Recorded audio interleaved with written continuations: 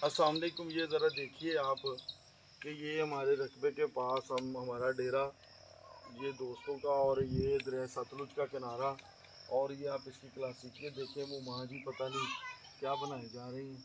और उसके साथ ये कच्ची दीवारें, ये दरिया सतलुज, ये फसलें और ये दरख्त, ये झुंड, और पीछे ट्यूबवेल भी दिखाएं मिठू को मन साहब।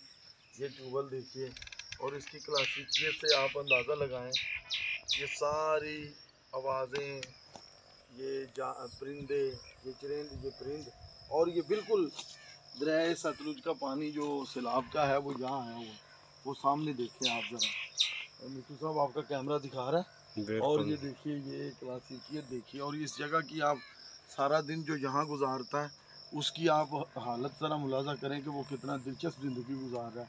और यहाँ का पानी भी बड़ा मीठा है, यहाँ आबो हवा बहुत अच्छी है, और हर तरफ सब्ज़े में गिरा हुआ ये एक छोटी सी कुटिया है, जिस तरह को फ़कीर की कुटिया हो।